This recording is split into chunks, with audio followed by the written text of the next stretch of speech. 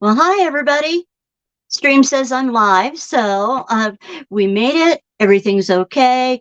Apparently, Stephen had some power issues, so that's all good. Nothing to worry about. Welcome. Thank you all for coming.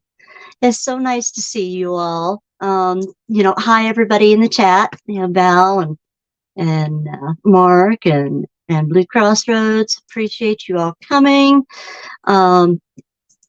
This time of year, especially with the fact that Mercury has just gone retrograde. Oh, joy. Technical issues are just sort of par for the course. We just got to take it in stride, one step at a time. So I'm going to get comfortable here. So give me just a second. Put my chair back, and you're going to see the camera shake a little bit. So I move this forward. There we go. Now we can get cozy and comfy. I can't see my decorations. That's okay. I put up a few Christmas decorations in here, holiday decorations for all of us. And so just to kind of,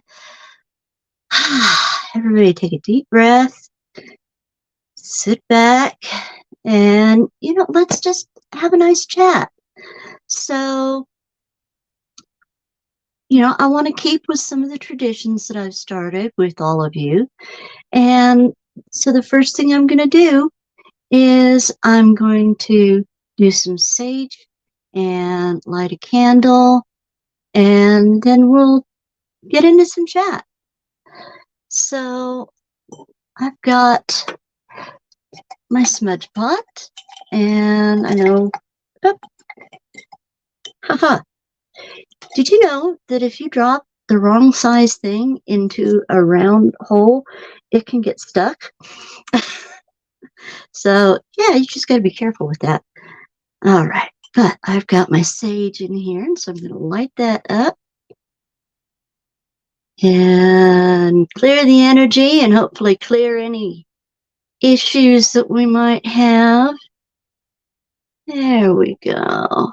Get that going nice. There we go. A little sage to set the mood.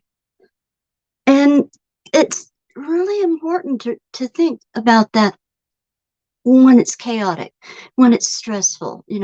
We had tech issues and delays, and sometimes it's just as simple as taking that moment to take that deep breath. And, whether you sage or light a candle, or whether you do that in here, to bring the energy down, to let go of that tension. So there's that. And then I know we've got a lot of our gemstone family and podcast family, in-person family, distant family, friend family that are really struggling this time of year. And even myself, I've had my own struggles recently. Just emotions, getting the best of me. And so I want to dedicate the candle this week to healing and happiness and peace. And light it and hold it up for all of you out there that need a little love, a little healing, a little happiness. Look at the beautiful light. There we go. That's that candle flame just brings you a little calm, helps you feel a little better, brings us all a little peace. We've all got our own individual issues. Mine, my health,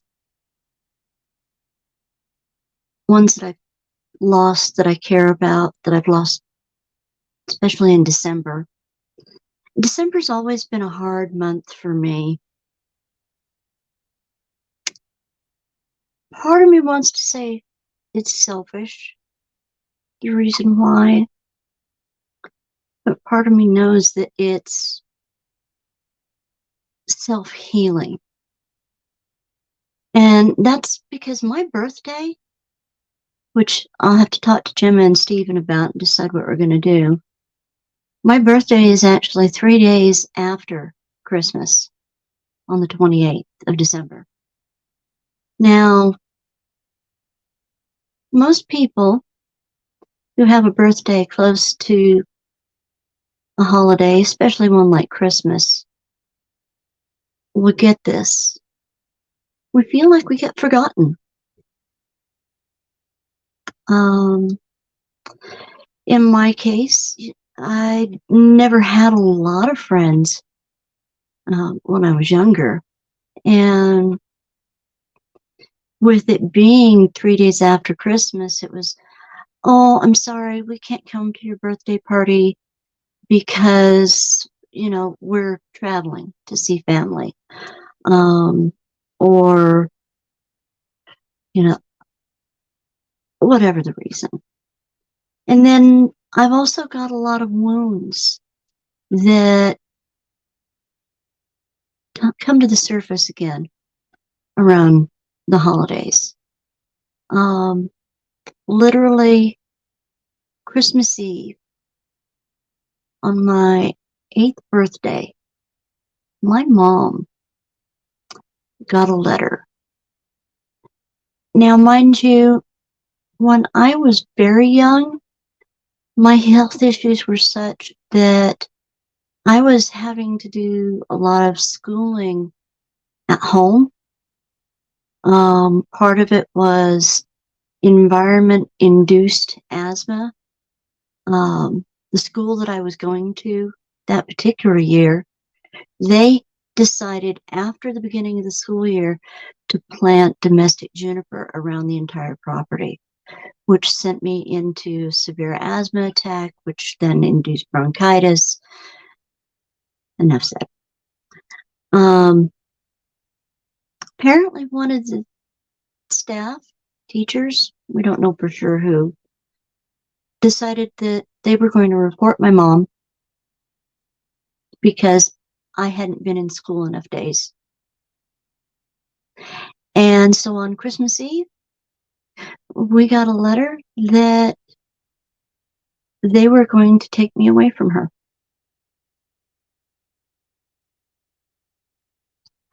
All thoughts of my birthday just went right out the window right there. Christmas was depressing, to say the least. And living in a town now where most of the people that live here, they work at the laboratory, and the laboratory closes for Christmas through New Year's Day. And so that's when a lot of people here in Los Alamos take their vacation. They'll take a little extra vacation along with the holiday that they've been given, and they leave town. I haven't been able to leave town in a long time. And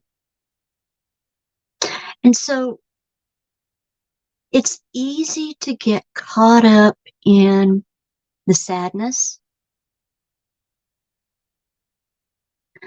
but it's also important to remember to breathe, and that it's okay to have those feelings, but don't allow yourself to stay stuck in those feelings. Let them in. Let those memories remind you, strengthen you, and let them wash away. And those tears that you may cry, let those heal you. Let them wash through you.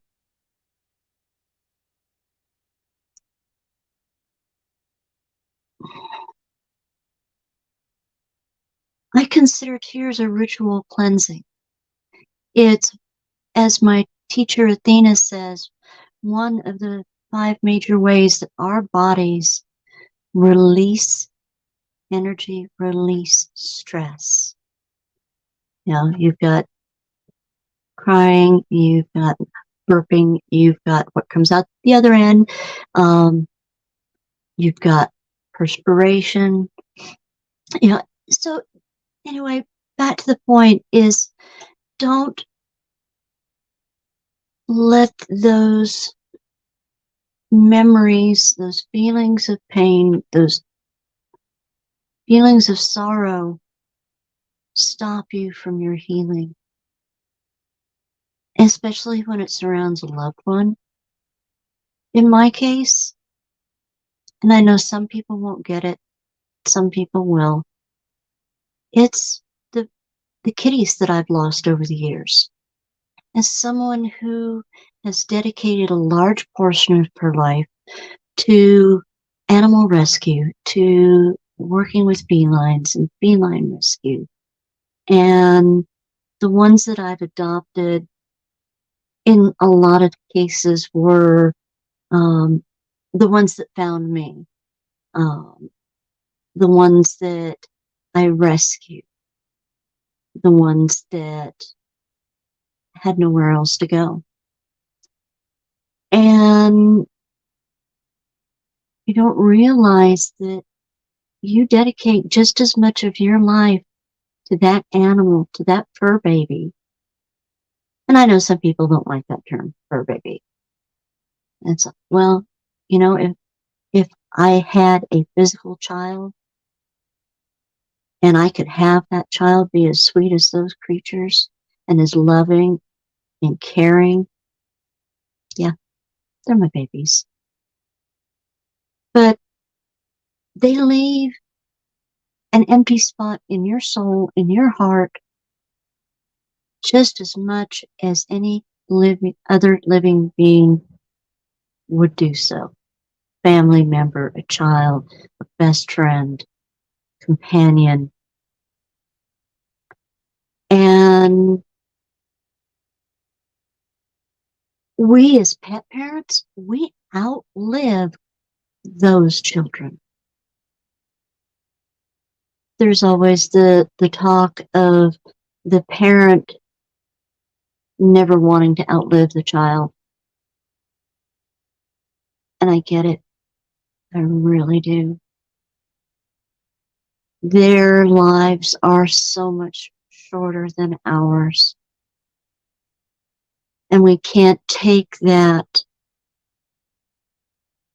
loss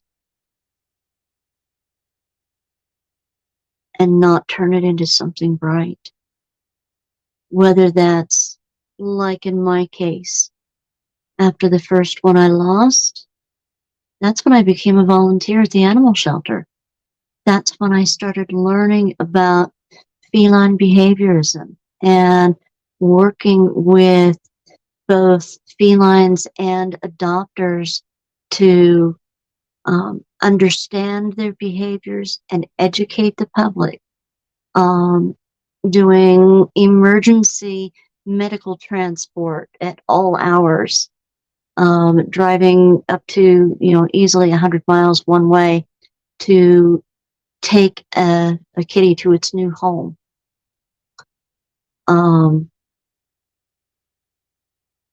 Taking that loss and turning it into something bright. And so as part of the healing tonight, that is what I'm wishing for each and every one of you. Heal.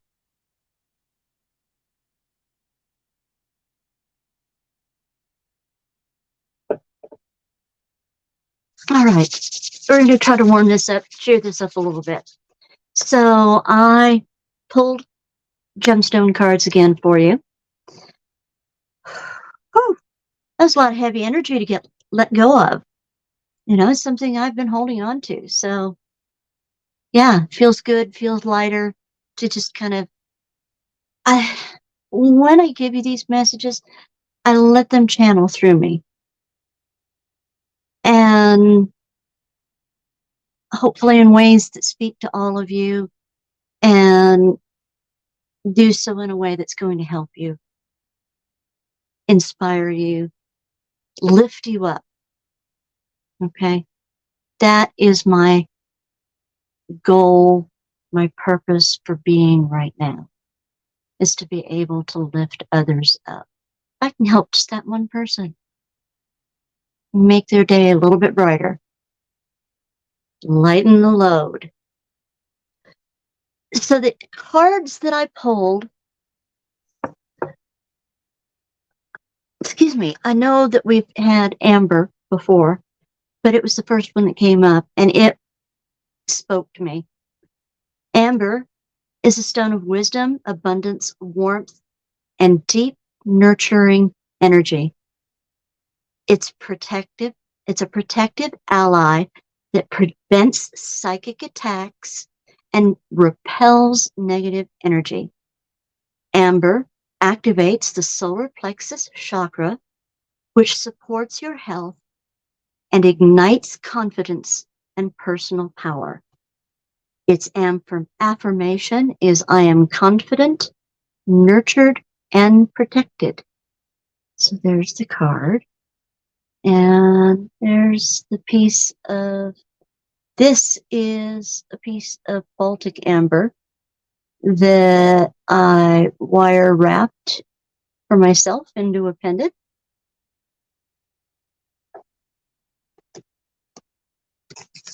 And, you know, amber has been used for many centuries as part of healing practices. The next one that I pulled for all of us, now this is one that I actually have only recently started working with, and that is black kyanite. Black kyanite is a powerful clearing and grounding stone that activates the Earth Star chakra. It clears negative energies from other stones and never needs to be cleared or cleansed itself. Black kyanite also helps you connect with spirit guides, access past life memories to see where your soul needs healing and retrieval. So again, you know, I'm thinking that this one definitely was one of the cards that we needed for tonight. And this is the piece of black kyanite that I got for myself. I liked the idea that this one was set as a pendant, but I like that it's got a larger bail on it, so I can, whether it's I wear it as a pendant, throw it on my keychain, carry it with me. Now I've got a couple of pieces of black kyanite. As you can see, you know, it naturally forms this point. Let's see, you can see it on the card there if I hold the card this way. There we go. And you can use it to pull, almost like a needle and thread, negative energy when doing remote healing work, which was something I didn't know about. And the downside to black kyanite is it'll turn your fingertips brown and black.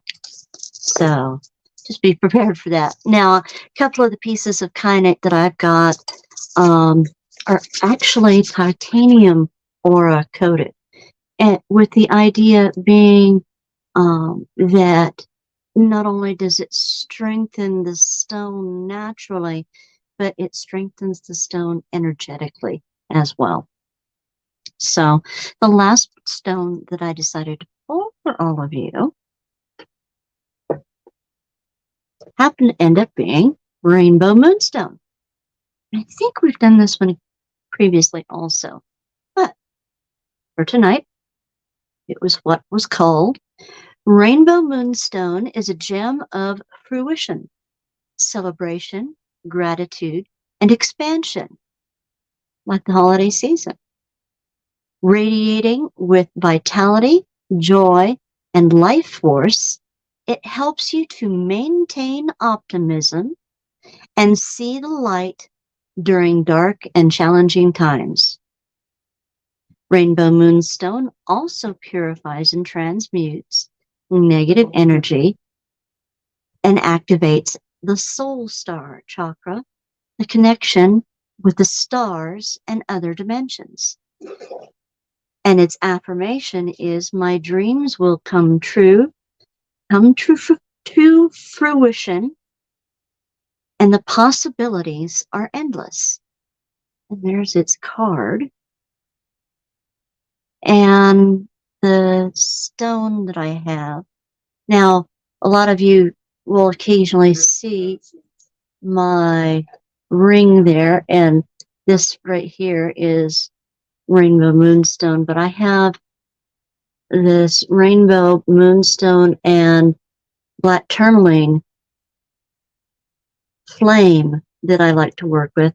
And again, and I know I've talked about it, with stones shaped like this, you know, you've got the wider end, which would be considered the feminine end, the narrower end being the masculine end, and it's used to direct energy. So if I wanted to direct energy out from myself to others, I would have the wider end to me, okay, and then the point outward.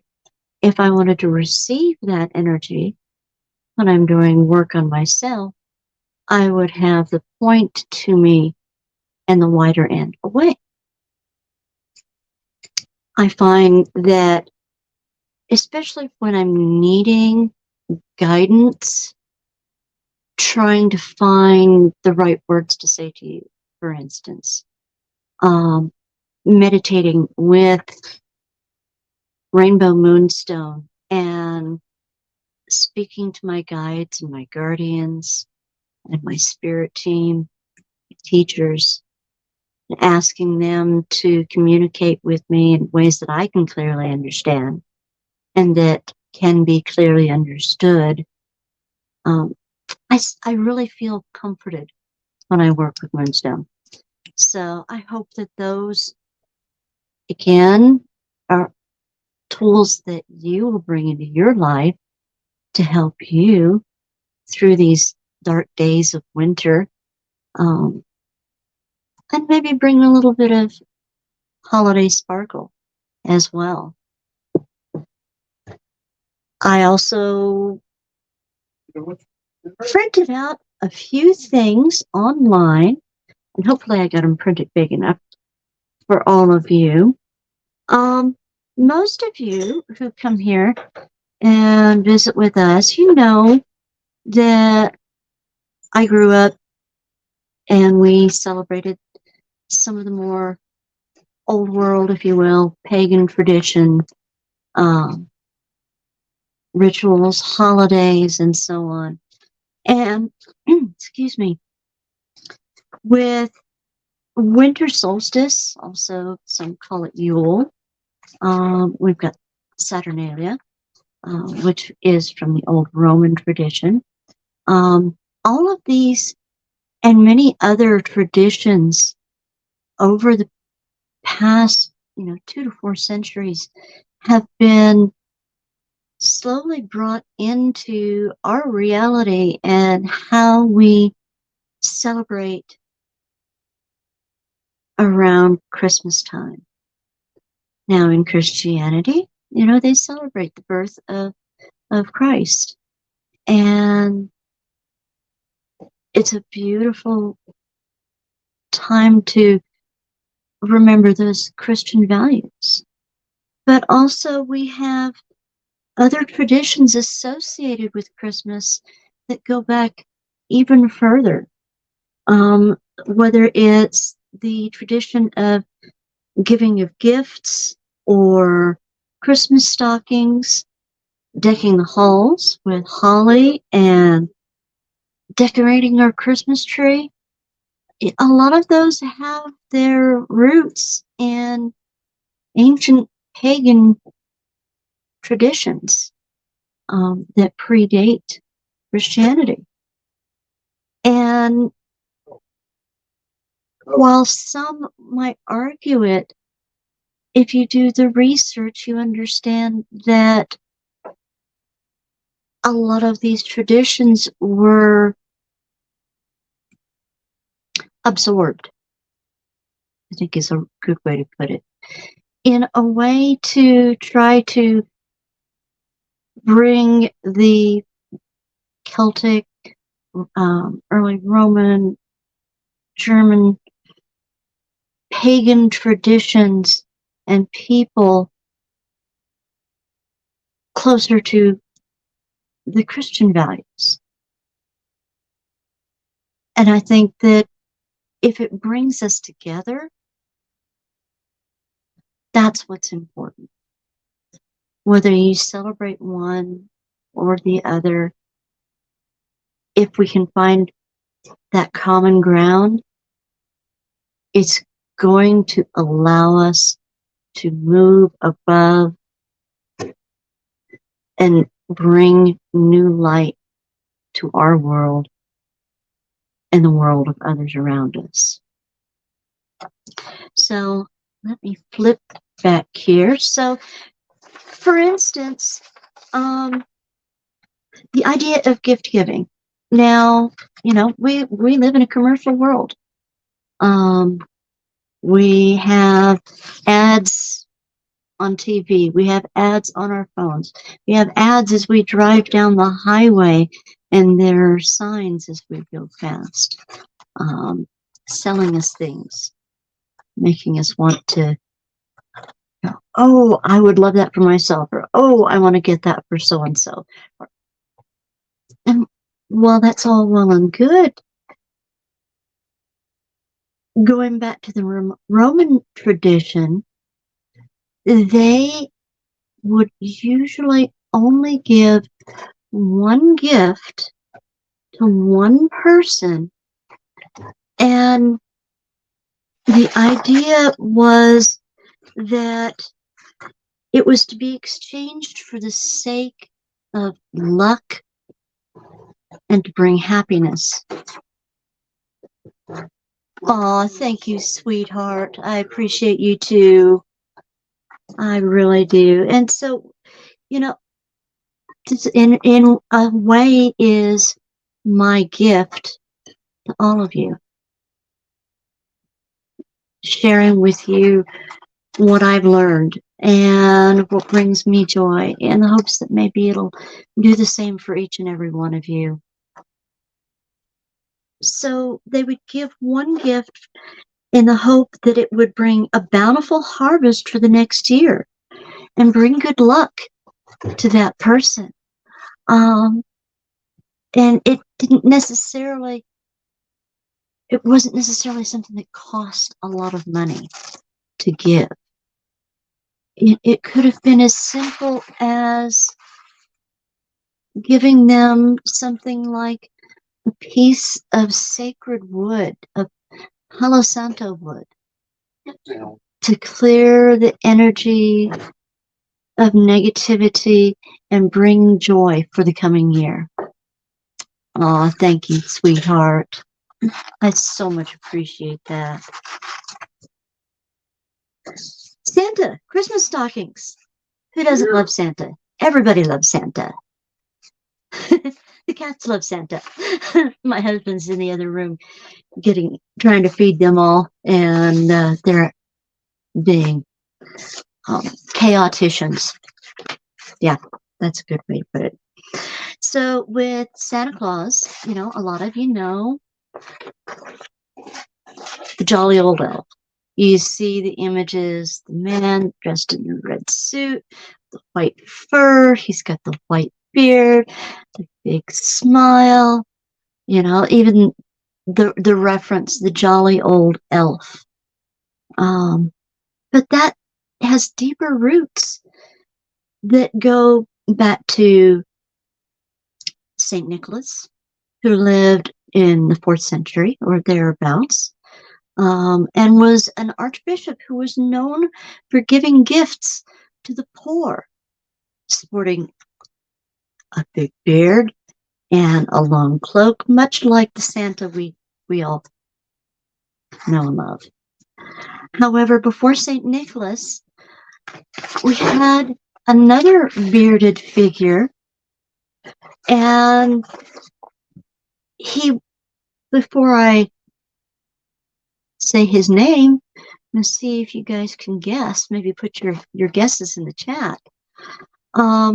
He was worshipped by early Germanic pagan tribes, traditionally portrayed as an old man with a long white beard, and had an 8-legged horse.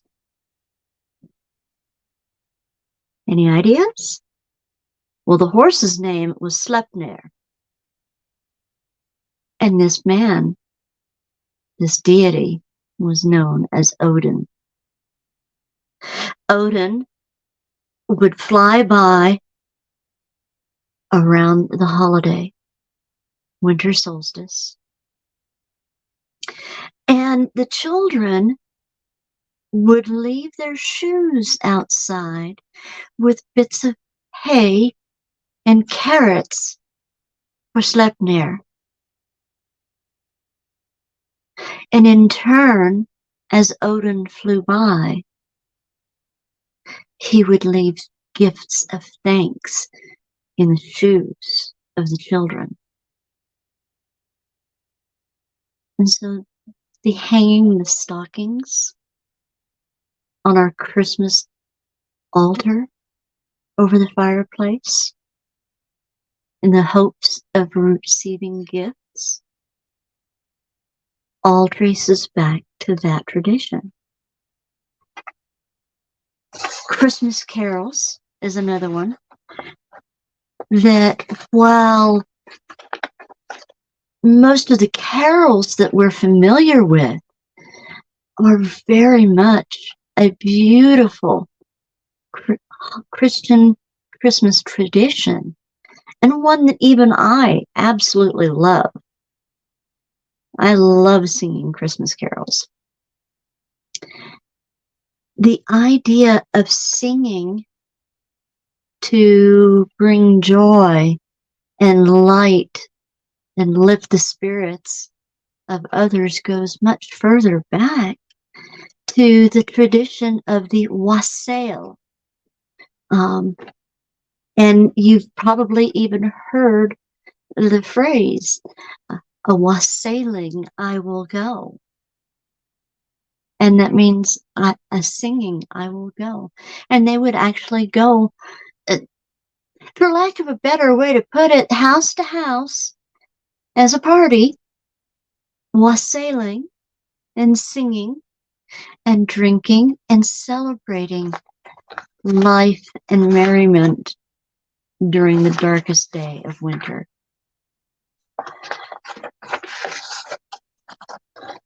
Now, we have a lot of folks you'll see that will decorate with boughs of holly. La la la la la la la la la. So that again goes back to a tradition of, bringing in ways to honor nature outside into the home, to cleanse and clear the space, to lift the energy, bring things in such as mistletoe, which is a symbol of peace and joy in time of war.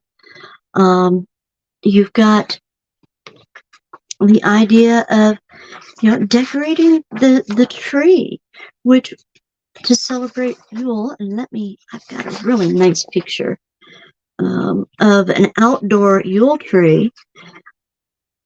They would traditionally go out and decorate a tree in nature as a way of honoring the wood spirits, the nature spirits.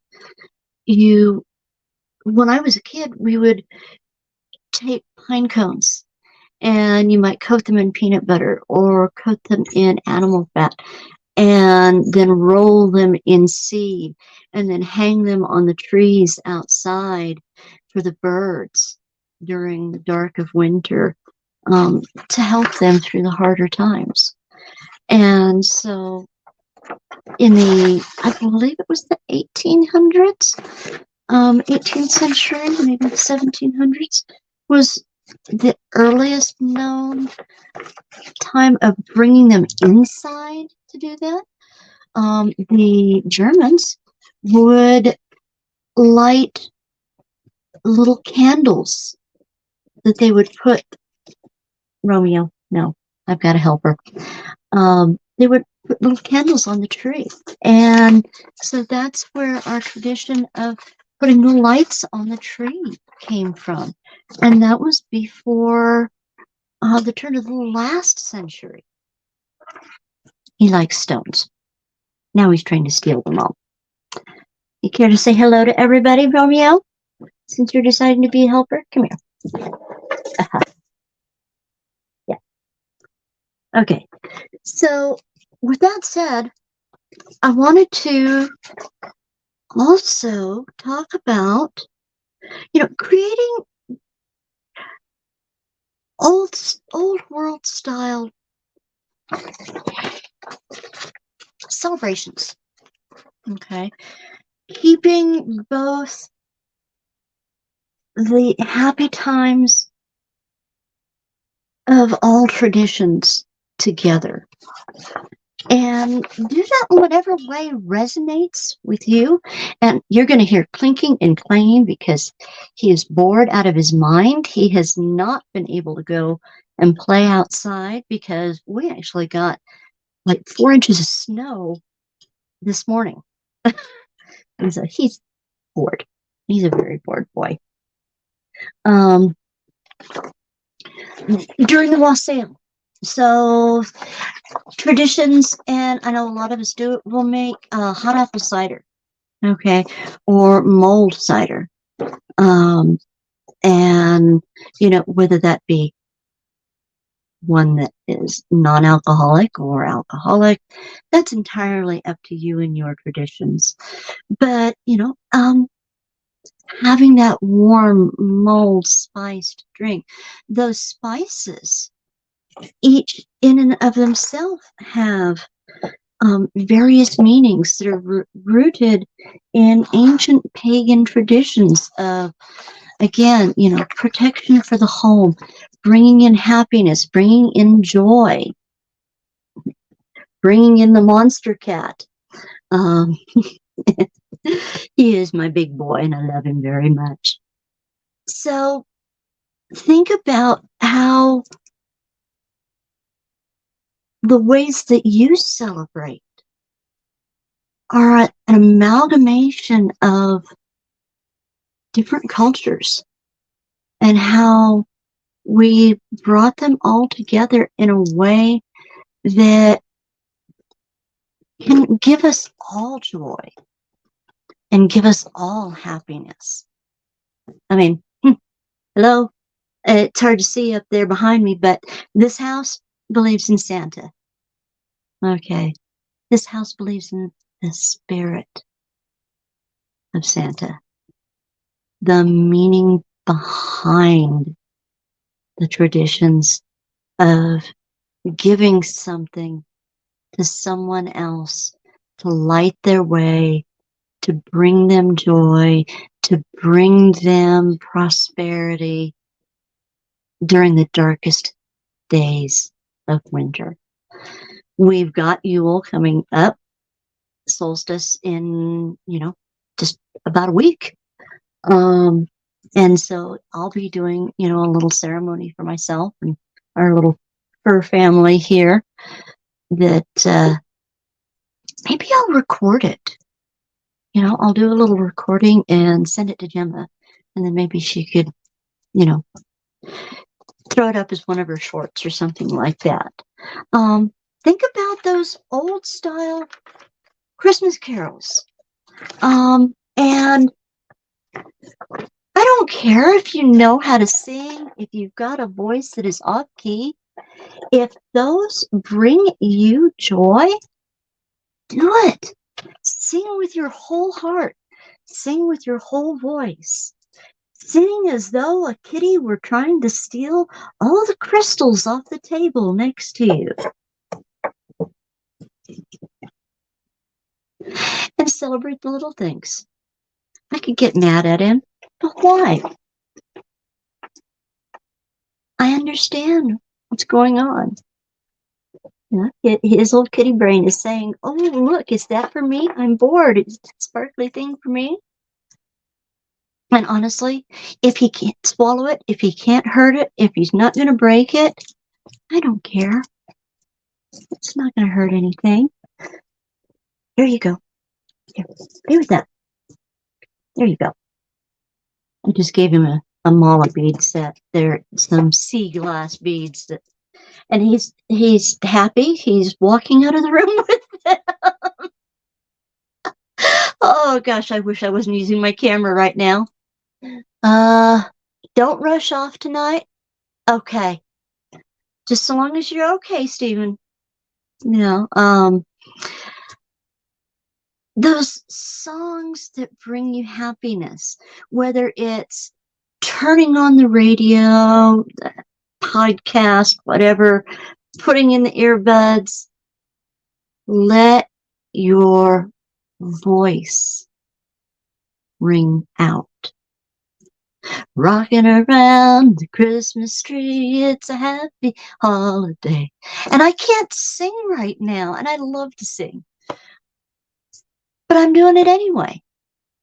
One of the things that I didn't get to do this year, and I know that's part of why I was sad, and it's because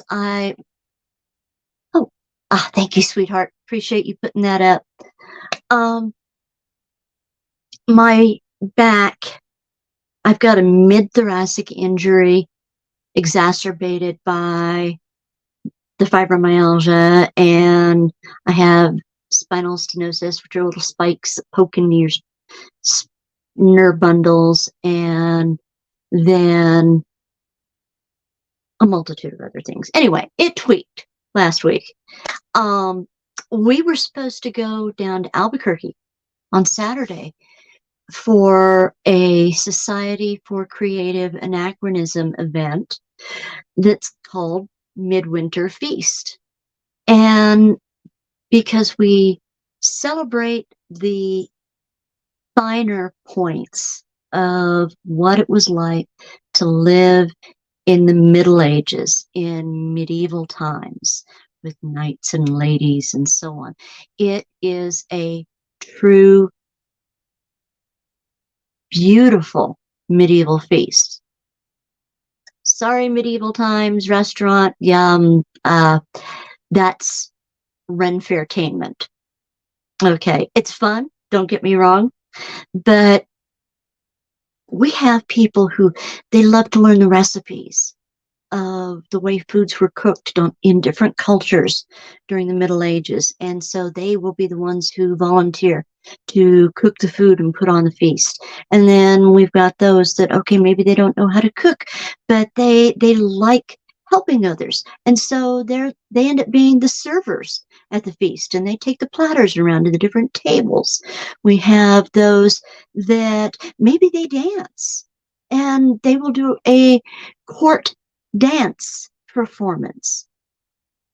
Then there are those like myself that love to sing. And I didn't sing for a long time, and I'll get into that here in just a second why. But getting to go and be with my other family, the friends that I don't get to see very often, and then sing holiday carols with them and watch people's faces light up with joy, and enjoy a good meal.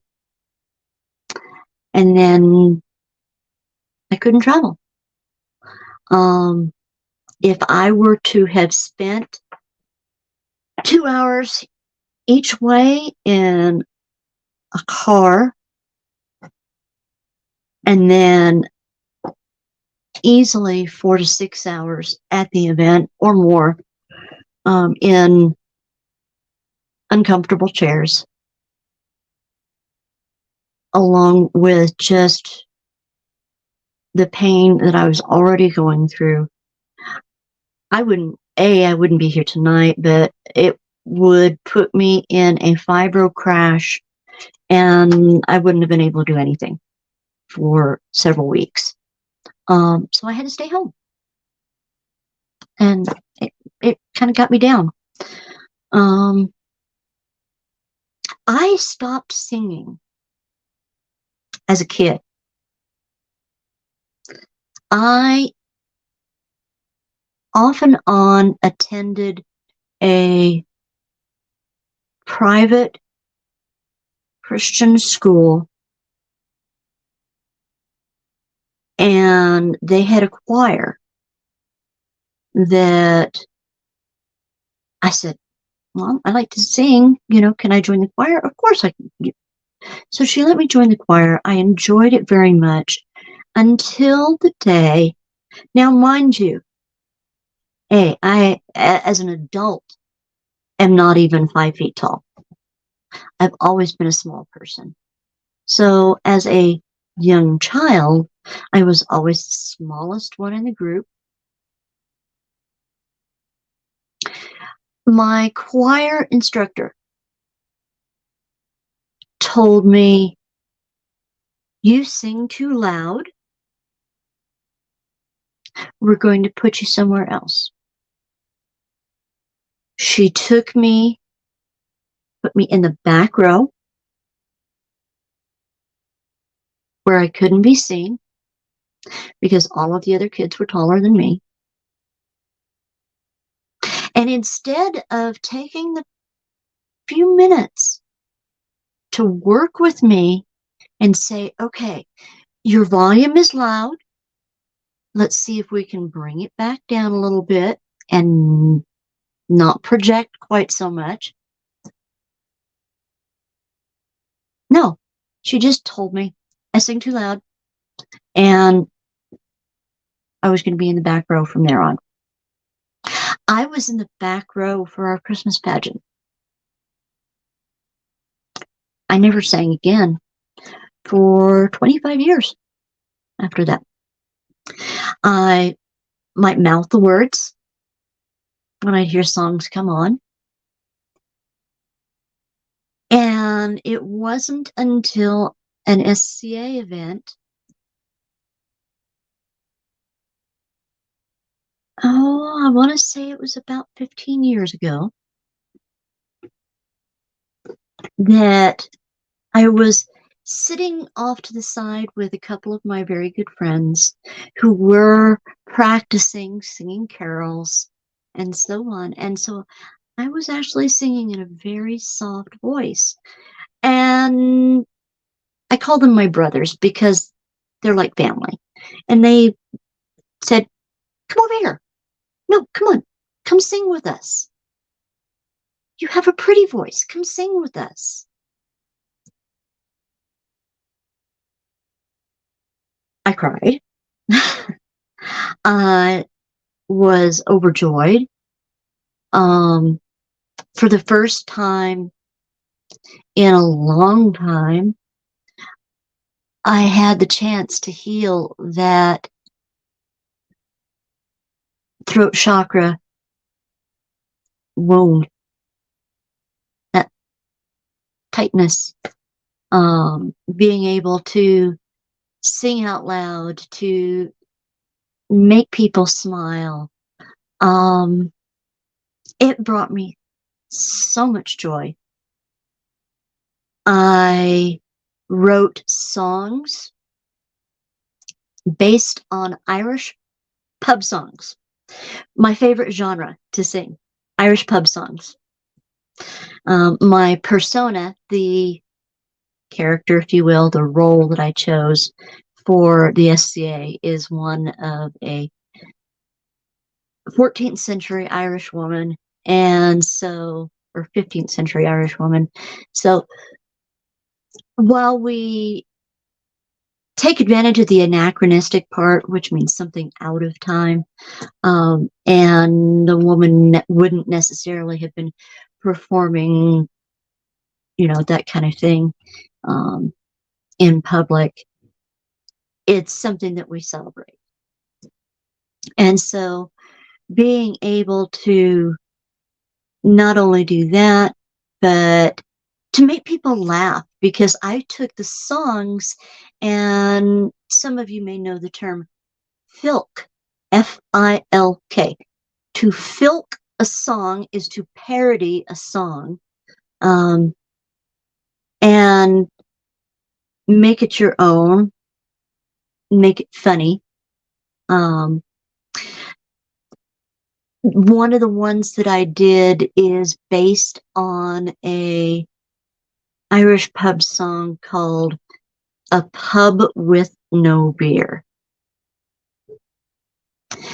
And at that point in time, my husband was a master brewer, beer brewer, and for our household, our group of friends, like 30 of us, he would brew beer to take to the events that we were camping at, and had built himself.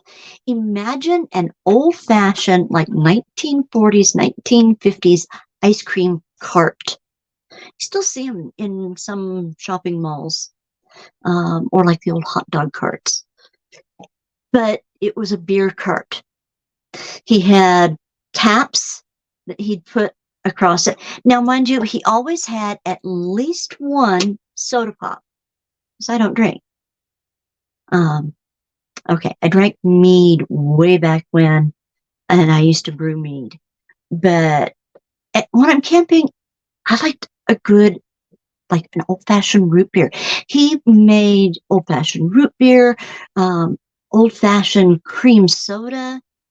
And so I rewrote this song around the beer cart, because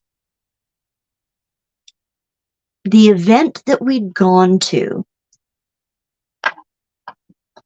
we were there 5 days ahead of when this bardic, this singing, performing competition took place. And he brought out the beer cart. Now, mind you, we had at that event, I want to say we had about 25, 28 people at the event, and not all of them drank, and not all of them drank soda even. But he brewed 7 kegs of beer and 3 of soda. On the first day, they floated 1 keg of beer. First day we were there. Not everybody was there at the camping event. On the second day, 2 more kegs of beer, empty, and 1 keg of soda. By the time the bardic got around, all 7 kegs of beer, all 3 kegs of soda pop were bone dry. So the filk of the song became a cart with no beer. And while I'd have to pull out my bard book for the whole bit, I'll give you just a little taste. Now, for reference, a doombeck or a doombala is a type of Middle Eastern drum that would often be played for the dancers with those personas to dance to at these events. Oh, it's lonesome away from your household and all, by the campfire at night, where the wild doombecks call. But there's nothing so lonesome, so dull, or so drear than to stand in our camp when the cart's got no beer. I'm a little out of practice, but there you go. each section of the song was about a different member of our household group, and the crowd roared. They laughed and giggled and sang the chorus with me. The entire time, my knees were knocking. I had never performed solo like this in front of a group of people ever.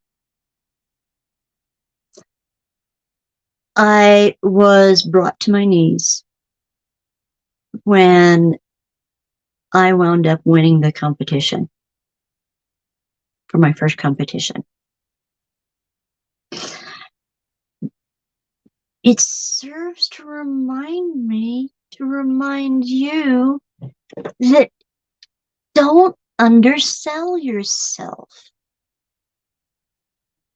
And I do it. I'm guilty. I am absolutely guilty of underselling myself. So give yourself the benefit of the doubt. Give yourself more credit. Don't be afraid to take a leap of faith. Don't be afraid to have hope. Don't be afraid to laugh. Don't be afraid to be the fool. You know, I found that I kind of like making people laugh. And I laugh right along with them. So,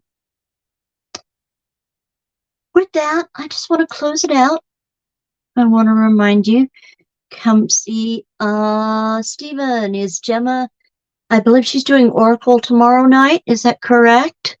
I'm here. Let me do this small ways.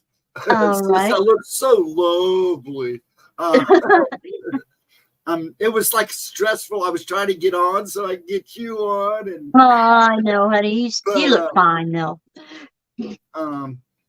Tomorrow night, 7:15, Oracle. I'll be on Saturday night, hopefully looking a little better than I do now. Midnight. I believe she has a video premiere at 11 Monday, and then a members premiere at noon Monday, I believe was what she's going to do, I hope. Okay. She'll correct me if I'm wrong. And then up on Tuesday, me on Wednesday, and then if you wish to stream again Thursday, just let us know. And all right. Yeah, I'll chat with you and Gemma behind the scenes, especially, you know, between the holiday and then my birthday. We'll figure out what we want to do with that. We may do something different. So, do that. All right, sweetheart. Just make sure you ride her butt. She's a busy lady. Yeah, thank you all so very much for being here. Love, light, blessings, and joy this holiday season. And if I don't see you beforehand, solstice blessings, Merry Yule, Merry Christmas, Happy Hanukkah, and any other holiday you celebrate. May it bring you joy and peace. Go in love and light, everyone, and we'll see you next time. Bye-bye, everyone.